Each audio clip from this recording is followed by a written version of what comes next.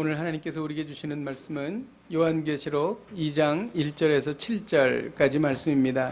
요한계시록 2장 1절에서 7절까지의 말씀을 저 여러분이 교독해서 읽도록 하겠습니다. 에베소 교회의 사자에게 편지하라. 오른손에 있는 7뼈를 붙잡고 7 금 촛대 사이를 거니시는 이가 이르시되 내가 내 행위와 수고와 내 인내를 알고 또 악한 자들을 용납하지 아니한 것과 자들을 시험하여 그의 거짓된 것을 내가 드러낸 것과 또 내가 참고 내 이름을 위하여 견디고 게으르지 아니한 것을 아노라. 그러나 너를 책망할 것이 있나니 너의 처음 사랑을 버렸느니라. 그러므로 어디서 떨어졌는지를 생각하고 회개하여 처음 행위를 가지라. 만일 그리하지 아니하고 회개하지 아니하면 내가 네게 가서 내 촛대를 그 자리에서 옮기리라. 오직 내게 이것이 있으니 내가 니볼라당의 행위를 미워하는도다. 나도 이것을 미워하노라. 다 함께 귀 있는 자는 성령이 그에게 하시는 말씀을 들을지어다. 이기는 그에게는 내가 하나님의 낙원에 있는 생명나무의 열매를 주어 먹게 하리라. 아멘. 우리가 나라를 위해서 기도할 때에 하나님께서 대한민국을 굳게 세워주실 것입니다. 우리 이 시간 기도하며 나갈 때에 코로나 바이러스가 완벽하게 사라져서 속히 정상적인 일상으로 돌아가게 하옵소서. 연휴 기간 동안 방심하지 않고 코로나 바이러스 방역에 철저히 기할 수 있도록 도와주옵소서. 또 실업, 부도를 막아주시고 소상공인, 저소득층 등이 다시 일어나게 하여 주시옵소서. 우리가 찬 목소리로 기도하시겠습니다. 하나님 아버지, 주님 앞에 기도합니다. 코로나 바이러스가 하나님 아버지 주여 아버지는 하나님 아버지 주여 하나님 아버지 치면 하나님 아버지 속히 정상적인 일상으로 돌아가게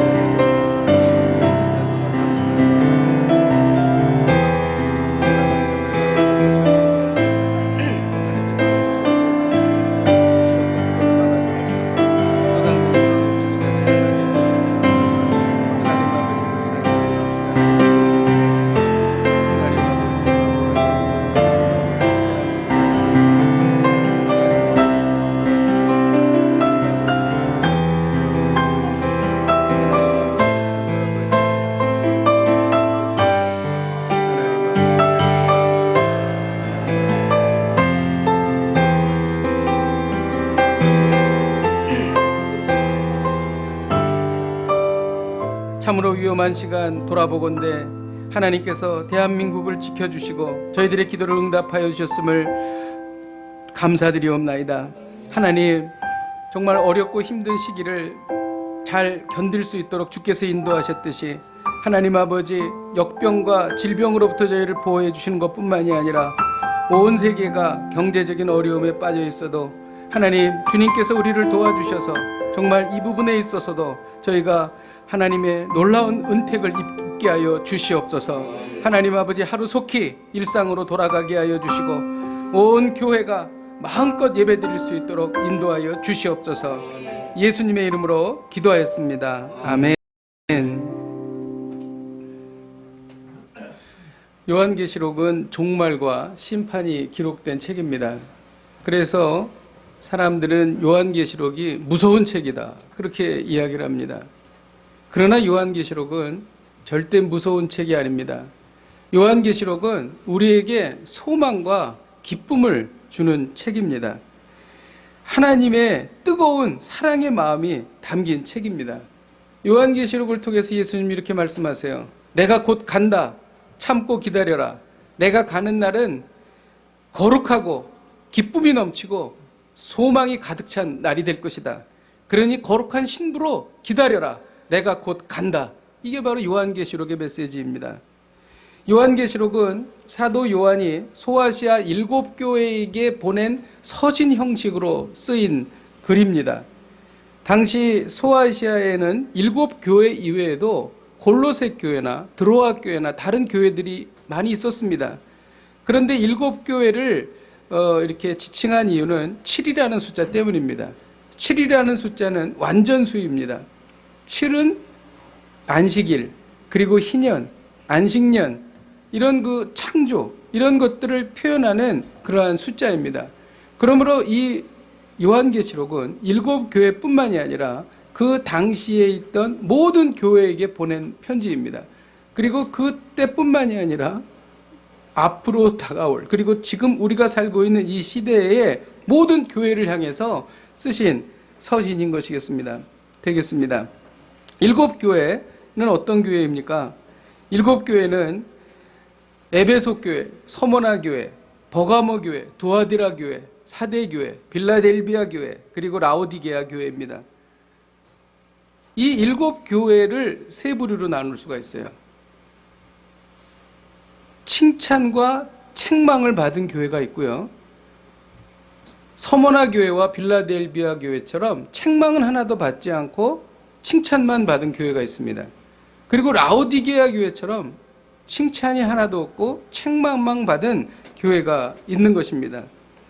오늘은 그 첫 번째 교회인 에베소 교회에 대한 말씀입니다. 에베소는 주 1세기경에 약 25만 명 정도의 사람들이 살고 있었던 대도시였습니다. 에베소는 그 지역의 수도였어요. 그리고 지금 터키 서부 지역 전체에서 가장 중요한 도시였습니다. 에베소는 무역이 성행했고 에베소에는 국제적인 도시였고 우상 숭배와 이교가 가득했습니다. 그리고 에베소에 유명한 세계 7대 불가사의 중에 하나인 아르테미스 신전이 있습니다. 이 아르테미스 신전이 왜 불가사의냐면 그 규모가 그 당시에 어떻게 이런 어마어마한 규모를 지을 수가 있을까? 기둥이 엄청나게 큰 기둥이 127개가 있어요. 그래서 그 신전이 있던 곳입니다. 그러니까 그때에 얼마나 많은 우상 숭배가 행해졌는가를 우리가 알 수 있는 것입니다. 이 에베소에 유명한 두란노 서원이 있었습니다. 사도 바울이 에베소에 가서 전도를 했는데 브리스길라와 아굴라와 함께 가가지고 거기서 열정적으로 전도했습니다. 그래가지고 많은 교회가 부흥을 했어요. 그래서 주 5세기경에는 기독교의 공의회가 거기서 개최될 정도로 어마어마한 부흥을 이루었던 곳이 바로 에베소입니다. 에베소에서 이 사도 요한계시록을 쓴 사도 요한이 에베소에서 목회했습니다. 수년간 목회했습니다. 그리고 유명한 성경학자인 아볼로가 거기 와서 하나님의 말씀을 전했던 곳, 그것이 바로 에베소입니다. 에베소 교회는 대단한 교회였습니다. 일단 규모가 컸고, 그리고 하나님의 말씀을 사모했고, 그리고 반듯했습니다. 진리에 반듯했습니다. 그래서 어떤 이단도 들어오지 못하도록 막았던 곳, 그것이 바로 에베소 교회입니다. 역사와 전통이 있고 진리가 있고 그리고 건전한 교리 그리고 열정이 있던 교회, 그것이 에베소 교회입니다. 그런데 이 에베소 교회가 지금 터키에 가면 없습니다. 오래전에 황폐화되어 버렸습니다. 에베소 교회는 사도 요한에 의해서 들었던 계시록 2장 5절에 보면 회개하지 아니하면 내가 가서 내 촛대를 옮기리라 한 그 말씀이 이루어졌어요. 그래서 에베소 교회는 역사의 뒤안길로 사라져 버렸습니다. 주님의 경고가 이루어진 것이죠. 근데 참 아이러니한 건 뭐냐면 사도 요한은 사랑의 사도거든요. 요한 1, 2, 3서에 보면 사랑, 하나님은 사랑이시라 사랑에 대해서 늘 가리키고 또한 에베소 교회 성도들에게 사랑을 말해 주었는데 결국 이 에베소 교회가 사랑이 없어서 사라져버린 교회가 되고 말았다는 것입니다. 오늘 이 에베소 교회에 대한 이야기를 주님께서 하시면서 먼저 에베소 교회를 칭찬하십니다. 2절에서 3절을 같이 한번 읽도록 하겠습니다. 시작. 내가 내 행위와 수고와 내 인내를 알고 또 악한 자들을 공경하지 아니한 것과 자칭 사도라 하되 아닌 자들을 시험하여 그의 거짓된 것을 내가 드러낸 것과 내가 참고 내 이름을 위하여 견디고 게으르지 아니한 것을 아노라. 주님은 행위와 수고와 인내를 한다. 행위를 한다. 이것은 뭐냐면요, 들은 대로 믿고 믿는 대로 행했다, 이런 얘기입니다. 그래서 실제로 그런 일이 뭐 일어났냐면 에베소에 수많은 마술책들이 있었어요. 그런데 그 하나님의 말씀을 듣고 마술책을 불태워버립니다. 들은 대로 행하는 것이죠. 이거 제일 무서운 사람입니다. 가장 강력한 믿음을 갖고 있는 사람, 들은 대로 행하는 사람. 에베소 교회가 그런 교회였습니다. 수고했다. 이것은 가난한 사람들을 도와준 거예요. 정말 자기의 재산을 털어서 가난한 사람들을 힘껏 땀 흘려 도와줬던 교회, 에베소 교회입니다. 그리고 인내, 주님의 이름을 위하여 참고 견딘 것을 말하는 것이죠. 그리고 에베소 교회는 악한 자들을 용납하지 않았습니다. 우상숭배, 그 다음에 음행한 자들 용납하지 않았어요. 토색, 남의 것을 빼앗은 자들, 후욕, 질책하고 욕하고 이런 사람들, 비윤리적 범죄를 아무런 꺼리낌 없이 행하는 사람들, 이런 사람들 제외시켰습니다. 그리고 에베소 교회는 가짜 사도를 쫓아냈습니다. 자칭 사도라고 하는데 사도가 아닙니다. 에베소 교인들은 대단한 분별력을 갖고 있는 사람이었어요. 딱 만나서 이야기하고 교제하다 보면 아, 이 사람이 가짜구나 라고 분명히 이야기할 줄 아는 사람들, 이 사람들이 에베소 교회 성도들이었습니다. 우리 주변에도 진짜 목사와 가짜 목사가 있습니다. 여러분, 가짜 목사를 구별하는 법을 제가 알려드리겠습니다. 종교 다원주의를 이야기하면 가짜 목사입니다. 그러니까 교회 밖에 구원이 있다, 다른 종교에도 구원이 있다, WCC 이런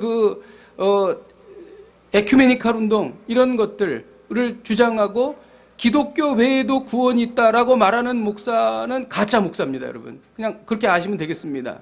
그리고 또 가짜 목사는 어떻게 알 수 있냐면 동성애를 찬성하는 목사는 가짜 목사입니다. 퀴어 축제에 나가가지고 동성애자들과 그것에 대해서 그것을 찬양하고 또 그것에 대해서 격려하고 막 이러는 사람들이 있습니다. 그리고 성찬식을 막 베풀고 그렇습니다. 물론 동성애자들이랑 성찬식을 해도 좋습니다. 그러나 그 모임 자체, 그런 동성애를 지지하고 조장하고 하는 그런 사람들이 있습니다. 가짜 목사입니다. 여러분, 분별하시기를 바랍니다. 또 그리고 주님은 에베소 교회가 니골라당의 행위를 미워했다, 이것을 칭찬하셨습니다. 니골라당은 거짓 선지자 발람을 추종하던 사람들입니다. 그러니까 악한 행위, 우상 숭배, 그리고 하나님께서 싫어하시는 것을 해도 좋다라고 이야기하던 사람들이었습니다. 이것이 니골라당이에요. 그래서 성경학자들은 당시에 많이 퍼져나가던 영지주의자들이 그들이다 이렇게 보기도 합니다. 왜냐하면 영지주의자들은 도덕 폐기론이라고 그래서 죄를 져도 상관없다, 이렇게 이제 이야기를 하고 그랬거든요. 그래서 이러한 사람들에 대해서 니골라당이라고 하고, 이 니골라당 행위를 에베소 교회가 미워한 것에 대해서 주님은 칭찬하셨습니다. 그리고 주님도 니골라당을 미워한다 이렇게 말씀하셨습니다. 근데 말이죠, 이 니골라가 누구냐면 참으로 놀랍게도 초대교회의 7 집사 중에 한 명이었습니다. 사도행전 6장 5절에 보면 온 무리가 이 말을 기뻐하며 믿음과 성령에 충만한 사람 스데반과 또 빌립과 브로고로와 니가노고로와 디몬과 바메나와 유대에 입교했던 안디옥 사람 니골라를 택하여, 니골라가 바로 7 집사입니다. 생각해 보십시오. 초대교회가 얼마나 뜨거웠습니까? 초대교회가 얼마나 말씀이 풍성했습니까? 얼마나 기적과 이적이 많이 일어났습니까? 그 중에서도 가장 신실하고 믿음이 좋고 말씀이 충만한 사람을 7명을 뽑은 겁니다. 그 중에 니골라가 거기에 들어간 거예요. 그런데 니골라가 이단이 된 것입니다. 여러분, 이것은 무엇을 말합니까? 정말 신앙이 좋은데, 그리고 정말 모범이 되는 것 같은데 어느 순간 이단이 되는 사람이 있다는 것입니다. 제가 아는 집사님 한 분이 계신데, 제가 광저우에서 중국에서 13년 동안 있을 때 자주 편지를 하고 저에게 격려해 줬던 그런 집사님이십니다. 근데 이분이 언젠가 최근에 저한테 어떤 편지를 보냈습니다. 근데 이 편지에는 정말 기독교 교리와 어긋나는 내용들이 거기에 기록되어 있었어요. 그래서 저한테 그런 편지를 보내면서 고민을 했다고 이야기를 합니다. 그래서 제가 그것을 보고 참 마음이 아프더라고요. 그래가지고 제가 편지 답장을 썼죠. 그것은 성경에서 말하고 있는 것이 아닙니다. 그리고 성경 구절을 제가 적어드렸어요. 요한계시록 22장 18절에서 19절인데, 내가 이 두루마리의 예언의 말씀을 듣는 모든 사람에게 증언하노니 만일 누구든지 이것들 외에 더하면 하나님이 이 두루마리에 기록된 재앙들을 그에게 더하실 것이요, 만일 누구든지 이 두루마리의 예언의 말씀을 제하여 버리면 하나님이 이 두루마리에 기록된 생명나무와 및 거룩한 성의 참여함을 제하여 버리시리라. 이거 굉장히 무서운 말이거든요. 그런데 제 답장을 받으시고 또 편지를 보내주셨는데, 자기도 몇 년 전에는 이렇게 생각했다는 거예요. 그런데 그것이 진리가 아니라는 것입니다. 그러면서 저를 계속 설득을 시키려고 하는 거예요. 참 너무나 안타까웠습니다. 더 신실하고 더 헌신적인 분들 중에 이런 말도 안 되는 이단 교리에 빠지는 분들이 있는 것입니다. 신천지가 왜 그렇게 많을까? 하나님의 교회가 왜 그렇게 많을까? 정말 이해할 수가 없지 않습니까? 이것은 이 마지막 때에 미혹의 영이 기승을 부리고 있다는 것입니다. 정신을 바로 똑바로 차리지 않으면 넘어갈 수 있다는 것이죠. 깨어서 기도하지 않으면 안 된다는 것입니다. 우리는 지금까지 주님께서 에베소 교회를 칭찬하시는 내용을 들었어요. 정말 에베소 교회 훌륭한 교회입니다. 열정적이고 분별력 있고 뜨겁고 그리고 정말 남을 도와주고 이런 교회였습니다. 그리고 온갖 핍박과 고난을 견디고 믿음을 지킨 교회, 이게 에베소 교회입니다. 그런데 이 에베소 교회에게 우리 주님께서 심각한 말씀을 하십니다. 에베소 교회를 책망하시는 것이죠. 4절을 같이 한번 읽도록 하겠습니다. 시작. 그러나 너를 책망할 것이니 너는 첫 사랑을 버렸느니라. 저는 이 말씀을 통해서 제가 깨닫기를 원하고 여러분들이 깨닫기를 원합니다. 처음 사랑은 무엇입니까? 교회가 처음 세워질 때 주셨던 마음이에요. 어떻게 하든지 자발적으로 하나님께 가까이 가려는 마음, 어떻게 하든지 주님의 마음을 협족하게 해드리려는 마음, 어떻게 하든지 정말 땀과 그리고 정말 노력을 다해서 우리 주님의 일을 이루어 가려고 했던 그 처음, 그 첫사랑, 그것을 말하는 것입니다. 어떻게 하면 주님의 심오한 영적 세계를 깨달을 수 있을까? 새벽에 일어나서 기도하면 될까? 말씀을 더 많이 보면 될까? 이렇게 뜨거운 마음을 말하는 것입니다. 저는 초등학교 6학년 때 주님을 만났습니다. 얼마나 주님께 감사하고 기뻤든지 그때 제가 다니던 학교에 한 반에 120명이었는데 80명 전도했습니다. 80명. 3분의 2를 제가 전도해가지고 우리 담임 선생님이 너무 놀랐어요. 애들을 다 전도해가지고 교회를 데리고 가니까. 그 뜨거웠던 생각을 해보면 어떻게 그런 일이 있을 수 있을까? 정말 지금 생각해도 깜짝 놀랍니다. 4,600일에 나옵니다. 거기에 보면은 그 내용이 기록되어 있습니다. 네. 예. 그 첫사랑. 그때에 비하면, 야, 지금은 얼마나 그 사랑을 잃어버렸는가. 그런 생각을 해보게 됩니다. 물론, 사람이 사랑을 할 때에, 남녀가 만나서 첫사랑을 할 때에 그 뜨거운 사랑과 한 20년, 30년, 40년 살면서 나중에 느끼는 사랑은 물론 다르죠. 후의 사랑은 더 깊고 더 진하고 그럴 수가 있죠. 하지만 분명한 것은 앞에도 사랑이고 뒤에도 사랑이었다라고 하는 것입니다. 에베소 교회는 이런 뜨거운 마음으로 교회를 시작했습니다. 그런데 마음이 냉랭해진 것입니다. 그 이유는 이단과의 오랜 투쟁이었어요. 교리를 분명하게 세우는 사람들, 교리를 분명하게 내세우는 교회가 정확한 것은 있는데 뜨거움이 없는 그러한 단점이 있다는 것이죠. 에베소 교회가 거기에 넘어간 것입니다. 그 진리의 칼을 들고 휘두르다가 정말 사람을 죽인 겁니다. 그래가지고 사랑을 잃어버린 것이죠. 에베소 교회는 굉장히 윤리적인 교회였어요. 그리고 에베소 교회는 성경을 많이 알았습니다. 그리고 에베소 교회는 예배 시간도 잘 지켰고, 그리고 헌금도 열심히 하고, 그리고 목회자도 대단히 인격적이고 분별력 있고, 그리고 많은 일을 하고 참고 견디고 그러던 교회였다는 것이죠. 그런데 치명적인 것은 처음 사랑을 잃어버렸다는 것입니다. 이에 대한 주님의 경고는 너무 무섭습니다. 5절을 같이 한번 읽도록 하겠습니다. 5절 시작. 그러므로 어디서 떨어졌는지를 생각하고 가지라. 그러지 아니하고 회개하지 아니하면 내가 내 촛대를 그 자리에서 옮기리라. 촛대는 교회입니다. 교회를 옮기겠다. 교회를 없애버리겠다. 그리고 이것은 하나님의 그 영원한 그 생명나무의 열매를 누리지 못하는 것을 말하는 것이죠. 이건 정말 무서운 일입니다. 여러분, 이 얘기를 그냥 듣지 마시기를 주님의 이름으로 축복드립니다. 우리가 이것을 마음속에 간직해야 합니다. 에베소 교회의 칭찬에 비해서 첫사랑을 잃어버렸다는 것 때문에 너무 가혹한 처벌이 아닌가 그런 생각을 할 수 있습니다. 그런데 그렇지 않죠. 고린도전서 13장 2절에 보면 내가 예언하는 능력이 있어 모든 비밀과 모든 지식을 알고 또 산을 옮길 만한 모든 믿음이 있을지라도 사랑이 없으면 내가 아무것도 아니요. 어떤 대단한 일을 하더라도 사랑을 잃어버리면 아무것도 아니라는 것입니다. 나라를 구해도 사랑이 없으면 아무것도 아닙니다. 하나님이 보실 때에. 대단한 성공을 거두어도 사랑이 없다면 아무것도 아닙니다. 하나님이 보시기에. 많은 사람을 구해도 사랑이 없으면 아무것도 아닙니다. 예수님은 에베소 교회가 바른 교리를 수호할 뿐만이 아니라 풍성한 사랑도 소유하기를 원하셨다는 것이죠. 오늘 말씀을 통해서 우리가 무엇을 배웁니까? 여러분 잘 들으세요. 주를 향한 사랑을 잃으면 모든 것을 잃는 것이다. 이게 오늘 주님의 말씀이에요. 그래서 성경은 늘 하나님의 그 첫사랑으로 회복하고 돌이키려는 이야기들을 많이 합니다.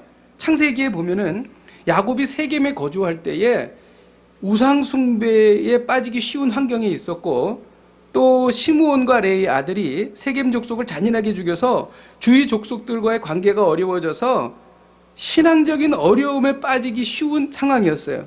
그때에 하나님께서는 야곱에게 뭐라고 말씀하셨냐면 베델로 올라가라. 베델은 어디였는가? 내 형 에서의 낯을 피하여 도망갈 때에 하나님을 인격적으로 만난 장소입니다. 하늘의 문이 열린 곳입니다. 하나님께 제단을 쌓은 것이고 정말 그 가난한 마음 속에서 하나님의 위로를 받고 힘과 용기를 얻어서 다시 인생을 시작한 자리, 그게 바로 베델입니다. 베델로 돌아가라. 첫사랑을 회복하라. 이 얘기입니다. 예수님은 부활하신 후에 제자들에게 갈릴리로 오라고 말씀하셨어요. 그때요, 부활하셨을 때 대부분의 제자들은 다 예루살렘에 있었습니다. 그럼 예루살렘에서 주님 만나시면 됩니다. 그런데 예수님께서는 갈릴리로 오라. 북쪽으로 멀리 와라. 그 이유가 뭘까요? 갈릴리에서 예수님이 제자들을 처음 만나셨기 때문입니다. 그때 그 뜨겁게 만났던 그 첫사랑, 그것을 회복하라. 그런 얘기입니다. 그때 그들이 감격했고 가슴이 뜨거웠고 그리고 처음 메시아를 만났을 때의 그 감격, 와 보라 라고 하는 그 음성을 들었을 때 그 감격, 그리고 그 주님의 그 놀라운 이적과 기적을 봤을 때 그 감격, 내 인생을 다 주님께 드리리라 했던 그 뜨거운 감격, 그거를 회복하기 위해서 갈릴리로 오라. 디베라 바닷가로 와라. 내가 너희를 처음 만났던 그 장소로 와라. 그렇게 말씀하신 것입니다. 우리는 우리의 신앙의 잘못된 징조를 깨달을 수 있어야 됩니다. 2017년 7월에 오산교통이라는 데가 있어요. 고속도로에서 사고가 났습니다. 그래가지고 18명이 사상자가 발생했어요. 방송국 취재진이 사고를 낸 버스에 운행 기록을 입수했습니다. 사고가 나기 3달 전부터 위험을 알리는 경고등이 켜진 상태였어요. 버스 회사 오산교통이 디지털 운행 기록을 보면은 일반 다른 버스에 비해서 위험한 그러한 그 일들이 2.6배나 발생했어요. 급제동, 급출발 막 이런 것들이. 2012년부터 한국은 모든 버스에 디지털 운행 기록을 도입을 했습니다. 버스 회사들은 교통안전공단에 매달 기록을 제출합니다. 근데 어떤 회사는 그 기록에 대해서 경고하고 기사분들을 불러다가 이렇게 하면 안 됩니다 라고 주의를 주는 회사가 있는 반면에 어떤 회사는 전혀 신경도 안 쓴다는 것이죠. 오산교통은 전혀 신경을 안 쓴 거예요. 그래서 결국 이런 큰 사고를 내게 됐다는 것입니다. 경고를 무시하고 운행하다가 끔찍한 사고를 일으키는 것이죠. 신앙생활에도 마찬가지입니다. 신앙생활에 뇌사 상태가 있습니다. 이건 정말 완전히 죽은 거죠. 어떤 거냐면 영적으로 하나님과 전혀 활동을 하지 않아. 하나님과 교통하지 않아. 하나님을 느끼지를 못해. 그냥 명목상으로만 크리스찬이에요. 그런데 하나님과 교통하지 않아요. 하나님의 마음을 알지 못합니다. 하나님의 뜨거운 사랑을 느끼지 못해요. 이게 영적인 뇌사 상태예요. 근데 이에 대한 경고가 뭐냐면 첫사랑을 잃어버리는 것이죠. 여러분 기도를 하려고 하는데 기도가 어색하세요? 처음 사랑을 잃어버린 것입니다. 여러분 좀 여행이나 또 어떤 일이 있어서 예배를 한두 번 빠진 것이 전혀 마음속에 부담이 되지 않습니까? 첫사랑을 잃어버린 것입니다. 예배 시간이 기대가 되지 않고 예배 시간에 집중하지 못하고 예배 시간에 계속 딴짓을 하게 됩니까? 첫사랑을 잃어버린 것입니다. 유튜브 영상을 보는 것은 좋은데 하나님의 말씀을 읽는 시간은 지루하십니까? 첫사랑을 잃어버린 것입니다. 이런 현상은 일반적으로 일어나는 것이지만 결국 계속 반복되다 보면 이것이 결국 영적인 뇌사 상태가 되고 하나님과의 관계가 단절됩니다. 그리고 동시에 사단에게 우리의 마음이 영혼이 점령되어서 온갖 우상에 빠지고 죄악에 물들어버리고 죄악에 대한 민감성이 사라져요. 죄를 지어도 이것이 죄다라는 생각이 점점 사라지기 시작하는 것입니다. 이렇게 말할 수가 있어요. 겉으로는 교인이에요. 근데 속으로는 우상숭배자입니다. 이 안에는 나의 관심, 내가 정말 하나님 외에 다른 것으로 완전히 가득 차 있어서 그냥 겉으로만 크리스찬이에요. 누가 뭐라고 하면 교회 다닙니다. 근데 내면적인 모습, 행동, 생각, 사고, 비전, 꿈, 이거는 다 세상적이에요. 이게 어디로부터 비롯되는가? 첫사랑이 식었기 때문에 이런 일들이 시작된다는 것이죠. 철로역정에 보면 믿음의 길을 계속 갑니다. 그래서 이 선한 크리스찬이 계속 천국문으로 올라가는데 중간에 믿는 사람들을 만나는데 이 사람들 중에 딴 길로 이렇게 가서 결국은 그 천국문에 이르지 못하는 사람들이 나오지 않습니까? 이런 사람 중에 한 사람이 된다는 것이죠. 빨리 돌아와 처음 사랑을 회복하지 않으면 이것은 방법이 없다는 것입니다. 그래서 오늘 이 말씀을 통해서 우리는 어떻게 해야 이 첫사랑을 회복할 수 있는가? 이것에 대해서 주님은 너는 어디서부터 떨어졌는지를 생각하라. 이 생각한다라고 하는 원어는요, 생각하고 또 생각해서 그 원인을 찾을 때까지 생각하는 거예요. 이게 원어의 뜻입니다. 처음 예수님을 만나서 감격적인 눈물을 흘리고 성령 체험을 했었습니다. 근데 언제부터인가 교만이 들어왔어요. 그리고 자기 만족이 찾아왔습니다. 그리고 하나님의 그 사랑을 잃어버린 것입니다. 여러분, 그것이 언제인지 찾으라는 거예요. 삶의 여유가 생기고부터 첫사랑을 잃어버렸나요? 건강을 회복하고 나서 첫사랑을 잃어버렸나요? 그리고 사업의 기반을 잡고 나서 첫사랑을 잃어버렸나요? 아니면 어떤 사람을 만나고부터 첫사랑을 잃어버렸나요? 아니면 실패에 빠지고 나서 첫사랑을 잃어버렸나요? 우울증에 빠지고 나서 첫사랑을 잃어버렸나요? 그 원인을 찾아야 된다는 것이죠. 그 원인을 찾아서 제거해야지 우리는 돌아갈 수 있다는 것입니다. 어떻게 또 첫사랑을 회복할 수 있습니까? 오늘 주님 이렇게 말씀하시는 거예요. 회개해야 된다는 것이죠. 그 잘못된 모습을 보고 회개해야 된다는 것입니다. 교회 역사상 교회에 부흥이 있을 때는 사람들이 자신들의 죄악을 보기 시작했어요. 눈에 있는 들보가 보이기 시작하는 거예요. 그리고 그것에 대해서 체면을 버리고 공개적으로 고백하면서 회개하기 시작하는 것입니다. 그러면 그 교회에 부흥이 일어난다는 것이죠. 그래서 우리 안에 회개가 일어날 때에 진정한 첫사랑이 회복된다라고 하는 것이죠. 그리고 또 오늘 본문은 뭐라고 말하냐면 영적 전쟁에서 이겨야 된다. 이기는 것은요, 교만으로부터 이겨 겸손해지는 것입니다. 이기는 것은 게으름으로부터 이겨서 부지런해지는 것입니다.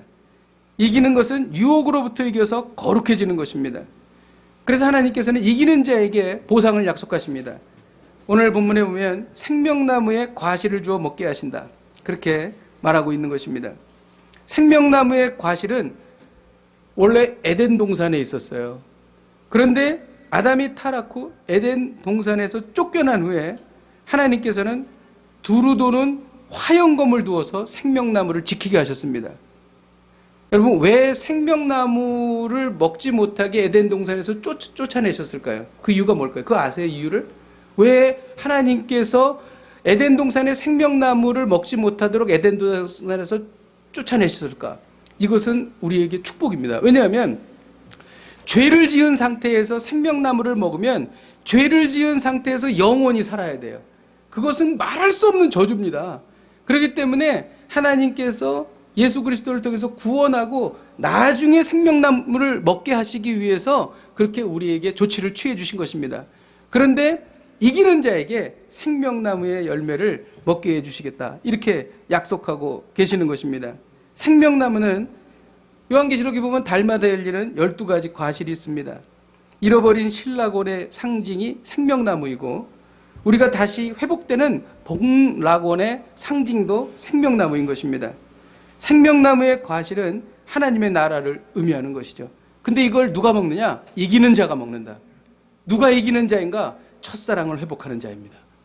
여러분, 그러면 거꾸로 얘기하면 첫사랑을 회복하지 아니하고 계속 영적인 뇌사 상태에서 살아간다면 생명나무의 열매를 먹지 못한다. 이렇게 우리는 해석할 수가 있는 것입니다. 이것은 우리에게 행복, 복이지만 이것은 우리에게 저주이기도 한 것이죠. 굉장히 무서운 이야기인 것입니다. 그리고 생명나무에 또 다른 의미가 있습니다. 그것은 지혜입니다. 잠언 3장 18절을 같이 한번 읽도록 하겠습니다. 시작. 지혜는 그 얻은 자에게 가진 자는 복되도다.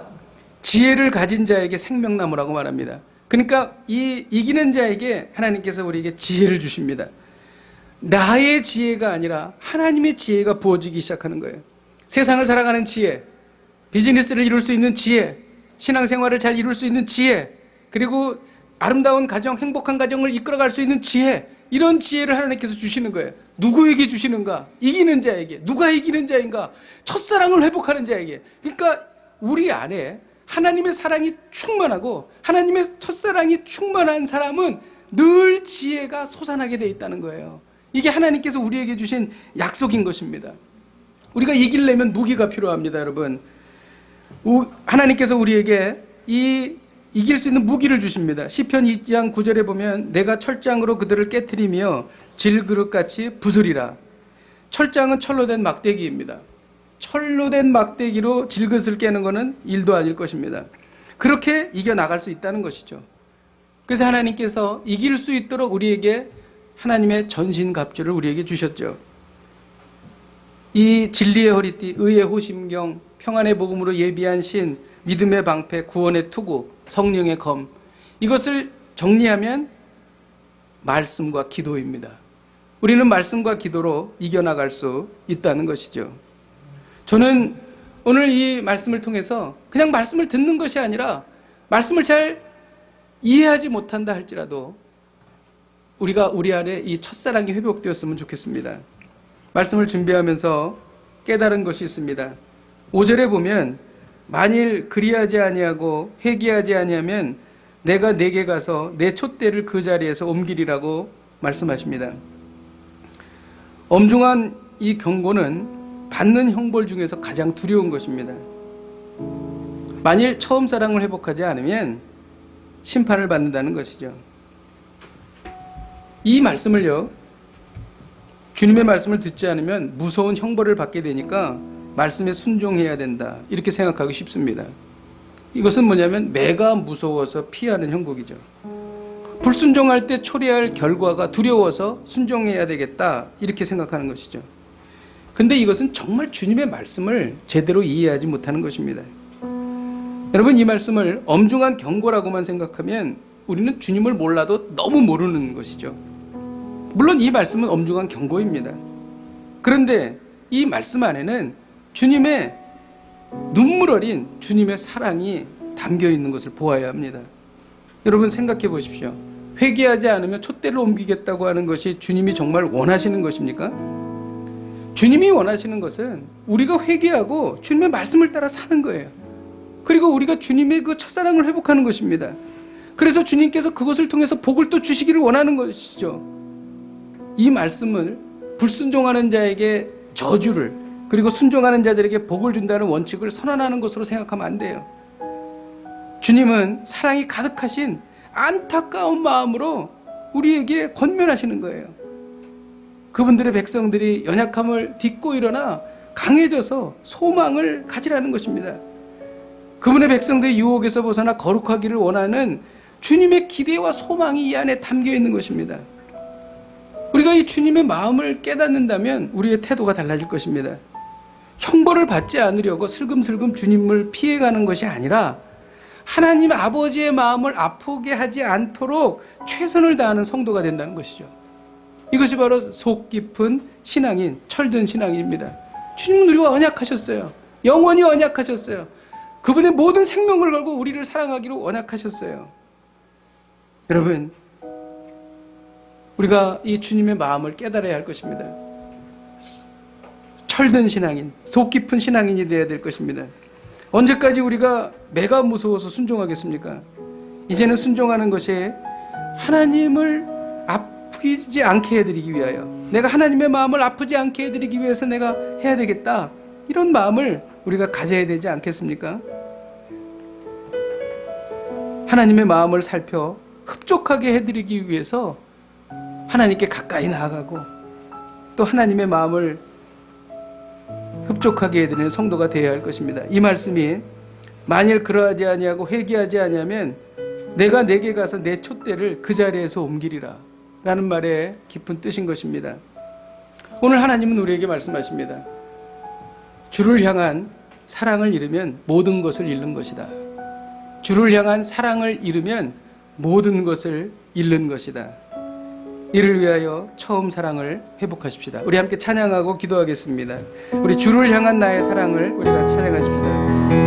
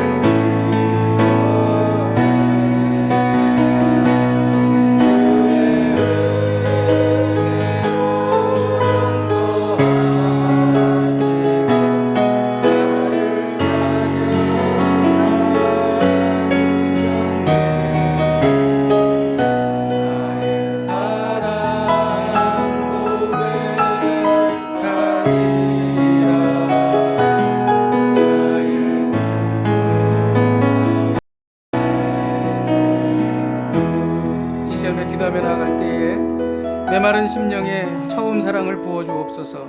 무뎌진 양심에 처음 사랑을 부어주옵소서. 냉랭한 마음에 처음 사랑을 부어주옵소서. 기가 막힌 웅덩이에서 구해셨던 그 첫사랑, 주님의 그 첫 만남 다시 돌아가기를 원합니다. 돌아가기를 원합니다. 다시 주님께로 돌아가겠습니다. 다시 주님의 사랑 안에 거하겠습니다. 진리에서도 이기고 사랑에서도 이기게 하여 주옵소서. 우리 함께 통성으로 기도하시겠습니다. 하나님 아버지, 하나님 아버지, 우리 안에 하나님 아버지, 내 많은 심령에 주님의 처음 사랑을 부어주옵소서. 무뎌진 사랑을 하나님 아버지, 아버지 하나님, 냉랭한 마음에 처음 사랑을 부어주옵소서.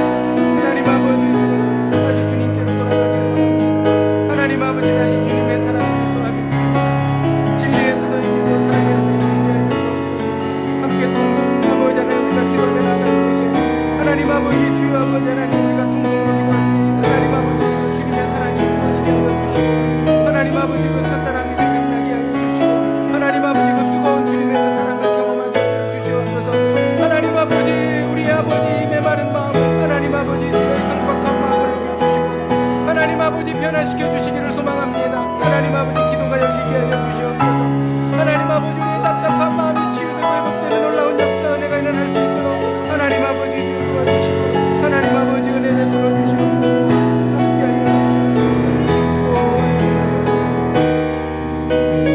우리가 이어서 기도할 때에 철든 신앙인이 되겠습니다. 속 깊은 신앙인이 되겠습니까? 되겠습니다. 형벌이 무서워서 순종하는 것이 아닌 아버지의 마음을 헤아려 순종하겠습니다. 하나님이 무서워서 슬슬 도망가지 않겠습니다. 하나님의 마음을 살펴 흡족해드리기 위해 하나님께 가까이 나아가겠습니다. 우리 함께 통성으로 기도하시겠습니다. 하나님 아버지, 주님 앞에 기도하며 나아갑니다. 하나님 아버지,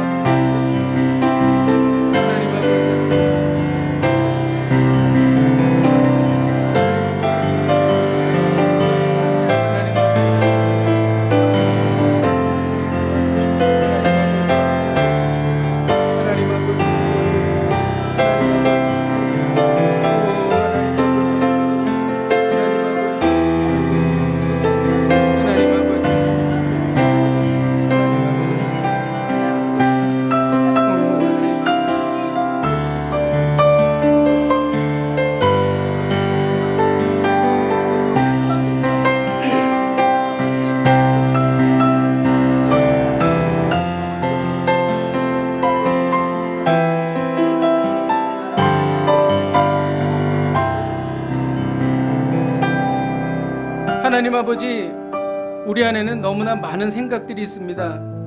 우리의 삶은 너무 복잡합니다. 그래서 주님을 만나기가 쉽지가 않습니다. 하나님, 우리의 삶을 단순케 하여 주옵소서. 하나님 아버지, 주님의 그 첫사랑으로 돌아가기를 원합니다. 그리고 그 사랑이 점점 더 깊어지기를 원합니다. 하나님 아버지, 그리하여 우리의 삶을 말할 때에 우리의 인생은 주님을 향한 사랑이었다, 이렇게 우리가 말하기를 원합니다. 하나님 아버지, 주를 향한 사랑을 잃어버리면 모든 것을 다 잃는 것입니다. 하나님, 이것을 회복하게 하여 주옵소서. 냉랭한 마음이 뜨거워지게 하여 주시옵소서. 강팍한 마음이 부드러워지게 하여 주시옵소서. 하나님 아버지, 저희들을 변화시켜 주시옵소서. 늘 주님에 대한 사랑으로 불타오르게 하여 주시옵소서. 예수님의 이름으로 기도하였습니다. 아멘.